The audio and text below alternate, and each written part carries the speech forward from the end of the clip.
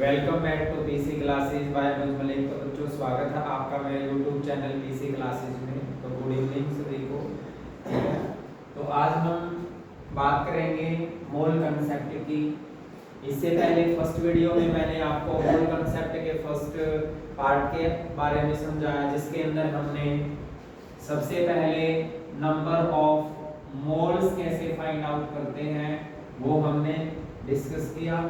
Second, इसके अंदर हमने नंबर ऑफ मॉलिक्यूल्स कैसे फाइंड आउट करते हैं वो डिस्कस किया।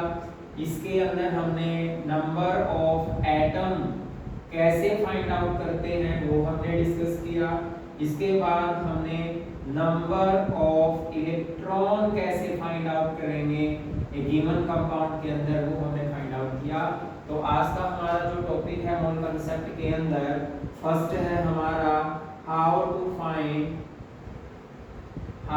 find number of proton, neutron, ions and charge। तो आज हम क्या फाइंड आउट करेंगे गिवन स्पीशीज के अंदर proton, neutron, ion and charge find out करेंगे by using the mole concept. तो मोल कंसेप्ट का यूज करके हम ये काम करेंगे। तो हाउ टू फाइंड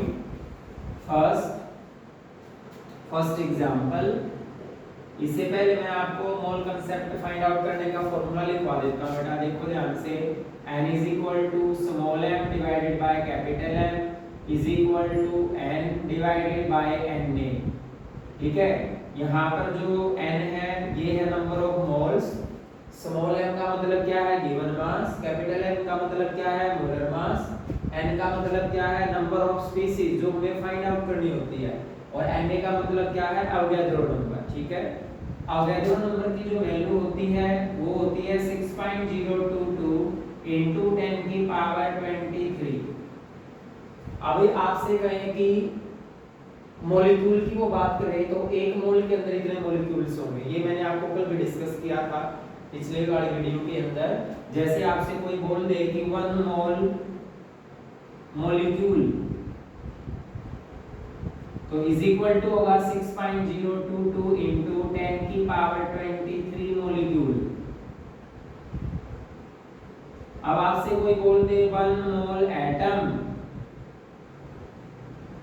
तो वो होगा 6.022 into 10 की पावर 23 एटम। अब आपसे कोई बोल दे बेटा 1 मोल आयन तो वो होगा 6.022 into 10 raised to power 23 ions. अब आपसे पूछा जाएगा 1 मोल इलेक्ट्रॉन तो 6.022 into 10 की पावर 23 इलेक्ट्रॉन। अब आपसे पूछे 1 मोल प्रोटॉन तो 6.022 into 10 की पावर 23 प्रोटॉन।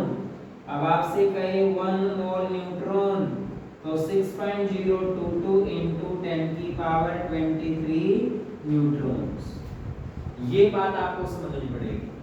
जैसे एक मोल मॉलिक्यूल है तो इतने मॉलिक्यूल, कहने का मतलब क्या है, देखो ये जो चीज है यहाँ पर ये टर्म जो है ये बार बार बेटा रिपीट हुई है, तो इसका मतलब ये क्या है ये एक कांस्टेंट टर्म है, that is the constant term. कहने का मतलब क्या है कि जो ये 1 मोल होगा वो एक कांस्टेंट टर्म होगी जिसको आपने याद रखना है कि 1 mole is equal to this. अब वो आपसे मॉलिक्यूल भी पूछ सकता है, वो आपसे एटम भी पूछ सकता है, वो आपसे चार्ज भी पूछ सकता है, वो आपसे आयन भी पूछ सकता है, प्रोटॉन भी पूछ सकता है, न्यूट्रॉन भी पूछ सकता है। ठीक है, तो इस टाइप के क्वेश्चन अब हम डिस्कस करेंगे वन बाय वन। तो फॉर्मूला आपने याद रखना है ये वाला कि स्मॉल m का मतलब है number of moles is equal to small m divide by capital M। Small m का मतलब क्या है गिवन मास, कैपिटल M का मतलब क्या है मोलर मास, n का मतलब क्या है नंबर ऑफ स्पीशीज जा फाइंड आउट करेंगे हम। n का मतलब है नंबर ऑफ स्पीशीज और na का मतलब क्या है यहाँ पर अवोगाड्रो नंबर जो इक्वल होता है 6.022 into 10 की पावर 23 के। तो हम डिस्कस करते हैं क्वेश्चन को वन बाय वन। तो फर्स्ट क्वेश्चन है हमारा, find the number of proton and neutron in 64 gram of S2 negative. और S2 नेगेटिव को बोलते हैं बेटा हम sulphide ion. Sulphide ion, sulphur के ऊपर 2 नेगेटिव चार्ज आया तो उसको हम बोलेंगे सल्फाइड आयन बोलेंगे, ठीक है, क्योंकि सल्फर एक नॉन मेटल है। सल्फर क्या है? एक नॉन मेटल है। सल्फर का एटॉमिक नंबर होता है बेटा 16 KLm, तो 286। तो ये थर्ड सेल है। थर्ड सेल के अंदर कितने इलेक्ट्रॉन आए? 6 इलेक्ट्रॉन आए। तो वैलेंसी कैसे आएगी? ये चाहेगा मैं ऑक्टेट कंप्लीट करूं तो 8 में से 6 माइनस करेंगे तो 2 आएगा। तो ये 2 इलेक्ट्रॉन क्या करेगा? गेन करेगा। तो सल्फर के ऊपर इसीलिए माइनस का 2 चार्ज आएगा, क्योंकि सल्फर क्या करेगा? 2 इलेक्ट्रॉन गेन करने के बाद लास्ट सेल में 8 इलेक्ट्रॉन पूरे कर लेगा, जिसकी वजह से वो स्टेबल हो जाएगा। तो याद रखना बेटा, जिसके ऊपर नेगेटिव चार्ज होगा वो नॉन मेटल होगा। तो ये हो जाएगा हमारा सल्फर से सल्फाइड बन जाएगा, मतलब आइड। ये आइड जो होगा ये सफिक्स होगा, तो जिसके ऊपर नेगेटिव चार्ज आएगा उसके नाम के पीछे आइड लगेगा। जैसे ऑक्सीजन का हो जाएगा ऑक्साइड। जैसे O है, 2 नेगेटिव लगा दिया मैंने, वैसे वो आप ऑक्सीजन एटम बोल लोगे। तो यहाँ पर ऑक्सीजन का O नेगेटिव लगते ही, जो नेगेटिव साइन आया यहाँ पर 2 नेगेटिव लगा दिया, तो ये कन्वर्ट हो गया ऑक्साइड के अंदर। तो याद रखना है, जैसे S2 नेगेटिव का नाम क्या हो गया? सल्फर से सल्फाइड हो गया। ऑक्सीजन का नाम यहाँ पर क्या हो गया? ऑक्साइड हो गया, क्योंकि ऑक्सीजन को भी 2 इलेक्ट्रॉन चाहिए स्टेबिलिटी के लिए। तो ऑक्सीजन भी नॉन मेटल हुई और सल्फर भी नॉन मेटल हुई।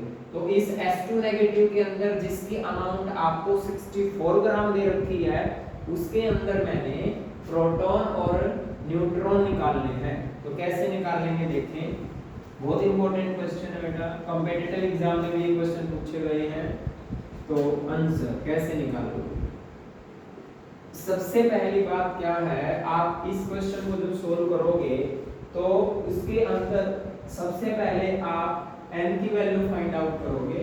सो n क्या है? n is the number of mole. तो n का मतलब है मोल। तो मोल कैसे निकालोगे आप? Small m is equal to small m divided by capital M। What is the small m? Small m का मतलब बेटा given mass, given mass. And what is the capital M? Capital M का मतलब बेटा molar mass, that is the molar mass. So given mass तो given है, ये रहा, ये गिवन मास है। अब मोलर मास कैसे फाइंड आउट करोगे आप? S से। तो S का यहाँ पर जो मोलर मास होगा वो होगा हमारा 32 ग्राम। इसको बोलेंगे हम ग्राम एटॉमिक मास। ये ग्राम एटॉमिक मास कहलाएगा।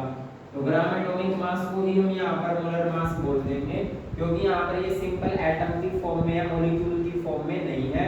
तो इसीलिए जो कोई एटम की फॉर्म में होता है उसको हम ग्राम एटॉमिक मास बोलते हैं, और जो मॉलिक्यूल की फॉर्म में होता है उसको हम मोलर मास बोलते हैं। तो स्मॉल m किसके इक्वल होगा? यहाँ पर गिवन मास होगा डिवाइडेड बाय क्या होगा? Molar mass. तो वैल्यू रख देते हैं हम, गिवन मास में 64 और मोलर मास में क्या होगा बेटा? 32।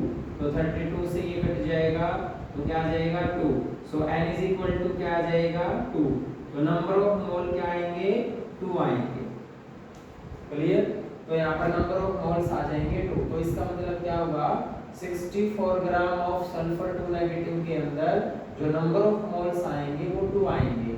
अब इसके अंदर हमने निकालने हैं प्रोटॉन और क्या निकालने हैं? न्यूट्रॉन्स। इतनी बात समझ में आई? पहला स्टेप हुआ, सबसे पहले आप नंबर ऑफ मोल्स निकालोगे। अब इसके बाद क्या करोगे? अभी आपने सीखा कि इसके अंदर जो नंबर ऑफ मोल्स हैं वो 2 आ गए, n is equal to 2, number of moles निकाल दिए। ठीक है, अब हम क्या लेंगे? सल्फर लेंगे। सल्फर का जो एटॉमिक नंबर है वो 16 है, जो मास नंबर है वो क्या है 32 है। ध्यान से देखना बेटा, इसमें ये जो नीचे की तरफ होता है इसको हम डिनोट करते हैं Z से, और जो ये ऊपर की तरफ होता है इसको हम डिनोट करते हैं A से। तो ये जो Z है ये होगा एटॉमिक नंबर, Z क्या होगा एटॉमिक नंबर, और ये A क्या होगा यहाँ पर इसका मास नंबर। ठीक है, तो हमारे पास क्या है S2 नेगेटिव है। ठीक है, तो इसका जो एटॉमिक नंबर है वो है 16। एटॉमिक नंबर क्या है 16। तो जितना एटॉमिक नंबर होगा उतने ही हमेशा क्या होंगे प्रोटॉन होंगे, क्योंकि प्रोटॉन हमेशा किसके इक्वल होता है एटॉमिक नंबर के। क्लियर हो गई बात। लेकिन अब यहाँ पर जो इलेक्ट्रॉन होंगे वो इलेक्ट्रॉन क्या होंगे, 2 इलेक्ट्रॉन इसमें ज्यादा होंगे एटॉमिक नंबर से, क्योंकि एटॉमिक नंबर 16 है तो 2 इलेक्ट्रॉन इसने क्या किए बेटा गेन किए हैं।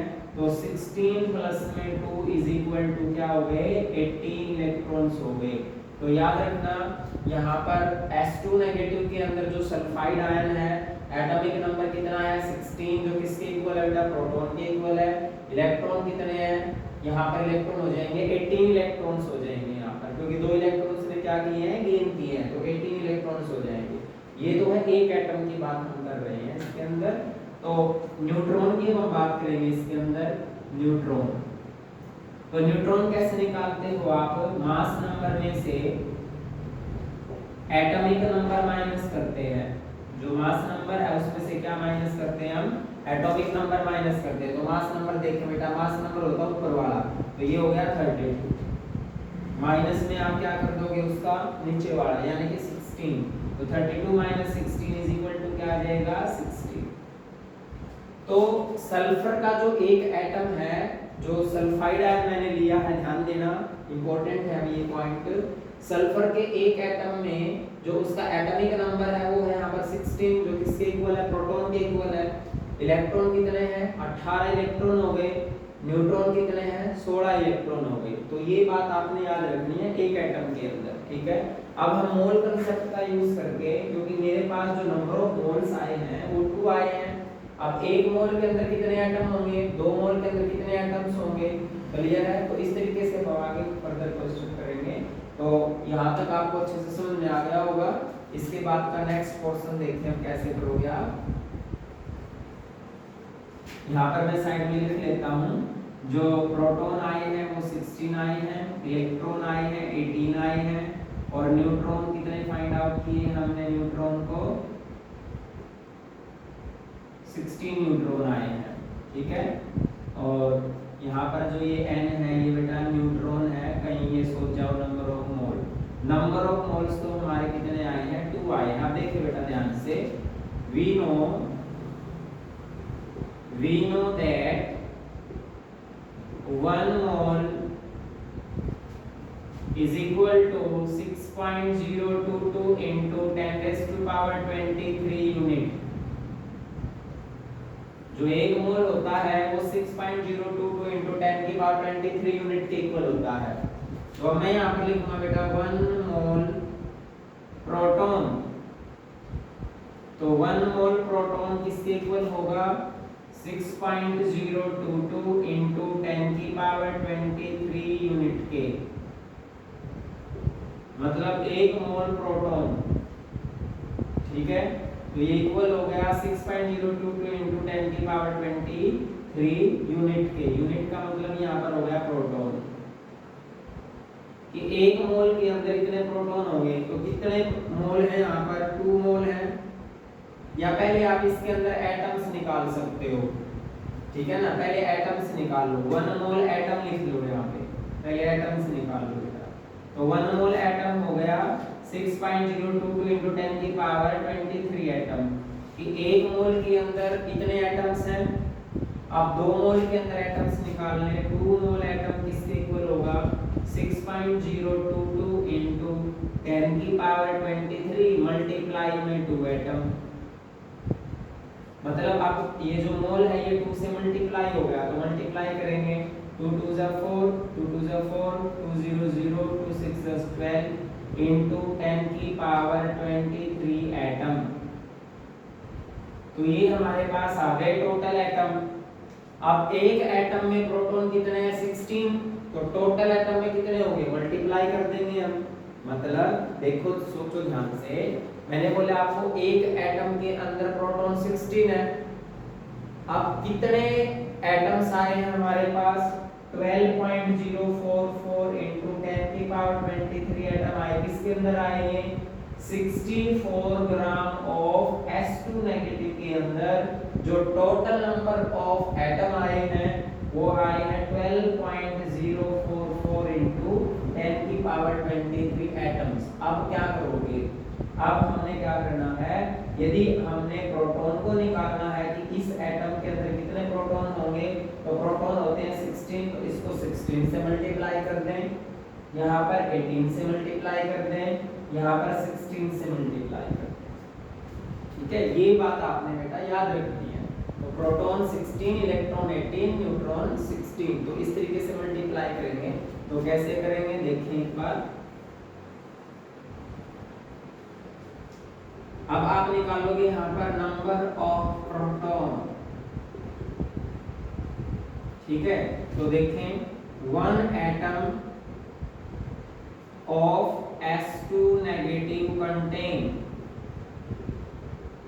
जो एक एटम है सल्फर 2 नेगेटिव वो कितने प्रोटॉन को कंटेन करता है 16 प्रोटॉन को वो कंटेन करता है। मतलब सल्फर के एक एटम के अंदर 16 प्रोटॉन है। मेरे पास टोटल एटम्स हैं 12.044 into 10 की power 23 atom of S2 negative contain. मतलब ये टोटल एटम है मेरे पास, इस टोटल एटम के अंदर कितने प्रोटॉन्स होंगे, तो आप क्या करोगे मल्टीप्लाई करोगे 12.044 into 10 की पावर 23 मल्टीप्लाई 16 प्रोटॉन, ये टोटल प्रोटॉन्स आ जाएंगे। क्लियर है, मतलब सिंपल बात है। आपने गिवन मास के अंदर मोल निकाले, पहले मोल से क्या निकाले उसके अंदर एटम निकाले। अब आपको पता है एक एटम के अंदर इतने प्रोटॉन्स हैं, ठीक है, तो टोटल एटम्स कितने आए, टोटल एटम्स हमारे आए हैं 64 ग्राम के अंदर 12.044 into 10 की पावर 23 एटम। तो उससे मैंने क्या कर दिया, सिंपल मल्टीप्लाई कर दिया। अब मैं निकालूंगा यहाँ पर इलेक्ट्रॉन्स, न्यूट्रॉन, प्रोटॉन और न्यूट्रॉन पूछा है ना, तो न्यूट्रॉन और निकाल लेंगे हम। तो 12.044 into 10 की power 23 atom of S2 negative contain बराबर क्या करूंगा मैं, न्यूट्रॉन निकालना है ना, न्यूट्रॉन कितने कंटेन करेगा, तो न्यूट्रॉन कितने हैं यहाँ पर 16 है, तो 12.044 into 10 की पावर 23 को 16 से मल्टीप्लाई कर दूंगा, तो टोटल क्या आ जाएंगे बेटा, न्यूट्रॉन्स आ जाएंगे। न्यूट्रॉन और प्रोटॉन यहाँ पर इक्वल आए, क्योंकि एक एटम के अंदर प्रोटॉन और न्यूट्रॉन जो है वो सेम है। तो जो कैलकुलेशन की मैंने न्यूमेरिकल सोल्व किया, तो उसके अंदर जो टोटल एटम हमारे पास 12.044 into 10 की पावर जो 23 आए, तो उसके अंदर जो प्रोटॉन आए और न्यूट्रॉन आए वो क्या आए, सेम आए। तो इस तरीके से आप किसी भी आयनिक स्पीशीज के अंदर प्रोटॉन और न्यूट्रॉन को फाइंड आउट कर सकते हैं। तो सबसे पहले आपने नंबर ऑफ मोल्स निकालने हैं, नंबर ऑफ मोल निकालने के बाद आपने उसके अंदर एटम्स निकालने हैं, फिर एटम के अंदर क्या होंगे, प्रोटॉन होंगे, इलेक्ट्रॉन होंगे, न्यूट्रॉन्स होंगे। क्लियर है, होप है आपको ये टॉपिक समझ में आएगा अच्छे से। एक नेक्स्ट एग्जांपल और करते हैं हम।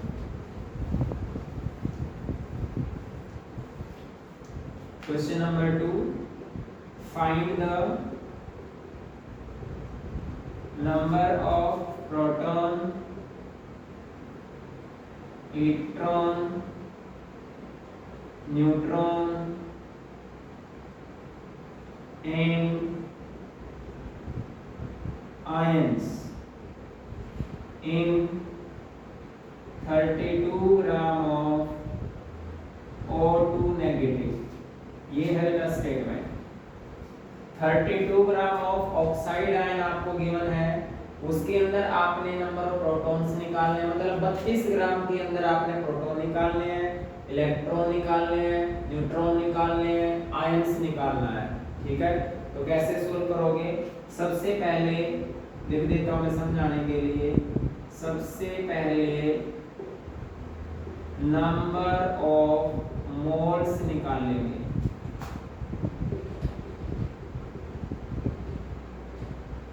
हर एक क्वेश्चन में ये पहला स्टेप है बेटा। तो सबसे पहले आप क्या करेंगे? नंबर ऑफ मोल्स निकाल लेंगे। तो नंबर ऑफ मोल्स कैसे निकालते हैं बताओ जल्दी से। नंबर ऑफ मोल्स कैसे निकाल लेंगे बोलो? नंबर ऑफ मोल्स निकालेंगे हम small m by capital M से। तो what is the small m? Small m है बेटा गिवन मास।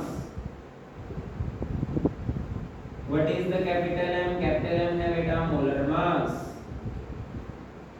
तो यहाँ पर जो गिवन मास है, जो दिया गया मास है वो है बेटा 32 ग्राम। और जो यहाँ पर मोलर मास आएगा मतलब ऑक्सीजन का जो ग्राम एटॉमिक मास आएगा, हर एक बच्चे को पता होता है ऑक्सीजन का एटॉमिक नंबर यहाँ पर 8 होता है, मास नंबर 16 होता है। तो डिवाइड बाय क्या आ जाएगा? 16 आ जाएगा। 16 1 जा, 16 2 जा, तो ये हो गया 2। नंबर ऑफ मोल्स आ गए 2। तो नंबर ऑफ मोल्स कितने आ गए? 2। समझा की बात? अब यहाँ पर ऑक्साइड आयन है O2 नेगेटिव,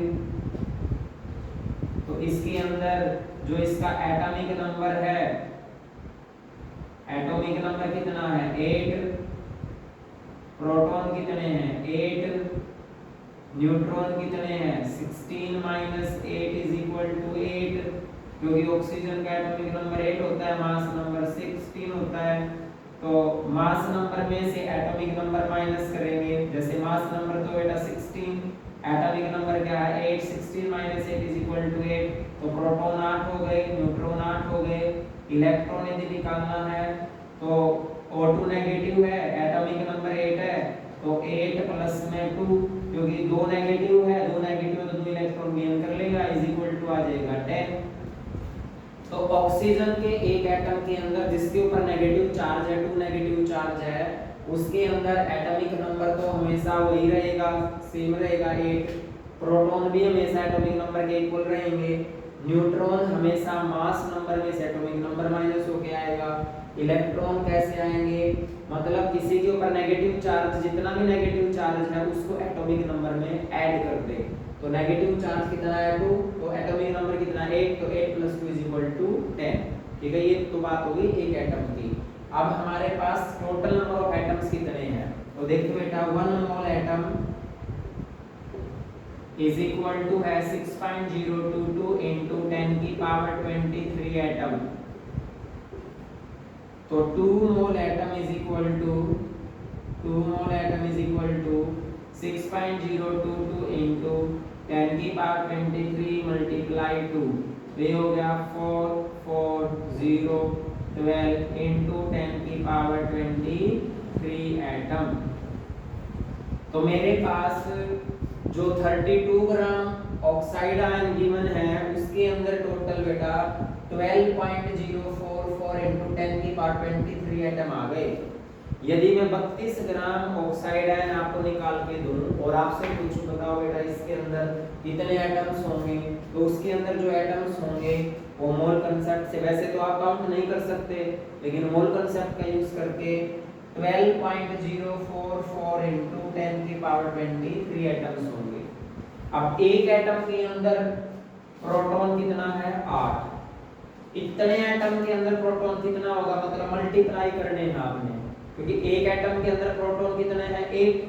टोटल एटम कितने हैं? 12.044 into 10⁻23, उसको मल्टीप्लाई कर दो। न्यूट्रॉन कितने हैं? 8। टोटल कितने होंगे? 8 से मल्टीप्लाई कर दो टोटल एटम को। इलेक्ट्रॉन कितने हैं एक के अंदर? 10, तो 10 को किससे मल्टीप्लाई कर दो? टोटल एटम से मल्टीप्लाई कर दो। तो इस तरीके से आप electron, proton, neutron find out कर सकते हैं। ठीक है, अभी मैं निकाल के दिखाता हूं आपको, देखिए ध्यान से। तो 12.044 into 10 की पावर 23 एटम कंटेन प्रोटॉन। कितने प्रोटॉन कंटेन करेगा? इतने एटम। एक एटम के अंदर प्रोटॉन है 8, देखो ये रही। एक एटम 8 प्रोटॉन कंटेन करता है। जैसे एक पेन का मूल्य 5 रुपए है तो 10 पेन का मूल्य कितना होगा? 50। 10 गुना 50 5 बराबर 50 हो गया। मल्टीप्लाई किया ना मैंने 10 को 5 से। तो ऐसे ही एक एटम के अंदर प्रोटॉन कितने हैं? 8। तो इतने के अंदर कितने होंगे? मल्टीप्लाई कर दो। 12.044 इंटू 10 की पावर 23 मल्टीप्लाई क्या हो गया? 8। तो इतने प्रोटॉन हो गए। ठीक है। अब सेकंड क्या निकालोगे आप इसके अंदर? इलेक्ट्रॉन निकाल लोगे। तो इलेक्ट्रॉन भी कितने हो गए? 12.044 इंटू 10 की पावर 23 मल्टीप्लाई किससे करोगे आप? देखो इलेक्ट्रॉन कितने हैं? 10 है। तो मल्टीप्लाई में 10 कर दो। मतलब जितने एटम हैं और एक एटम के अंदर कितने इलेक्ट्रॉन है आपस में मल्टीप्लाई कर दो। तो टोटल एटम इतने हैं, एक एटम के अंदर इतने इलेक्ट्रॉन है। तो ये हो जाएगा 12.044 इंटू 10 की पावर 24 इलेक्ट्रॉन्स हो जाएंगे। क्योंकि ये बेस सेम है ना, तो बेस सेम है तो पावर ऐड हो जाएगी। थर्ड, अब आप न्यूट्रॉन कैसे निकालोगे? तो न्यूट्रॉन्स में भी क्या करोगे? 12.044 इंटू 10 की पावर 23 मल्टीप्लाई न्यूट्रॉन। न्यूट्रॉन कितने बेटा? यहाँ पर 8 है तो इंटू में 8, ये आ गए आपके न्यूट्रॉन्स। तो इस तरीके से आप किसी आयनिक स्पीशीज के अंदर या ऐसे प्रोटॉन, इलेक्ट्रॉन और न्यूट्रॉन फाइंड आउट कर सकते हैं। अब हम निकाल लेंगे यहाँ पर आयंस निकाल लेंगे कि आयंस कितने होंगे। ठीक है, क्लियर है आपको ये कि प्रोटॉन कैसे निकालोगे, इलेक्ट्रॉन कैसे निकालोगे और न्यूट्रॉन कैसे निकालोगे। ठीक है, तो लास्ट में हम करते हैं अब आयंस कैसे निकालोगे। ध्यान से देखना बेटा ये कॉन्सेप्ट। अब फाइंड आउट करेंगे हम नंबर ऑफ आयंस। ठीक है ना। अब यहाँ पर देखिए ध्यान से O2 नेगेटिव है तो यहाँ पर आयंस क्या है? 1 आयन है यहाँ पर, क्योंकि उसके आगे जो स्टोइचोमेट्रिक कोएफिशिएंट होगा ना उससे हमें आयन के बारे में पता चलेगा कितने आयन है। तो यहाँ पर ऑक्साइड 1, एक ऑक्साइड आयन है। यहाँ पर लिख देता हूँ 1 ऑक्साइड आयन है। तो यहाँ पर 1 ऑक्साइड आयन है। ये तो है इसके ऊपर चार्ज, एक ऑक्साइड के ऊपर माइनस का 2 चार्ज है। तो ऑक्साइड आयन कितने हैं? 1। तो आयन यहाँ पर कितने हैं? 1 आयन है। किसके अंदर? 1 एटम के अंदर, एक एटम के अंदर, इसके अंदर एक आयन है यहाँ पर। लेकिन मेरे पास टोटल एटम कितने आए? नंबर ऑफ मोल कितना आया था हमारा? 2।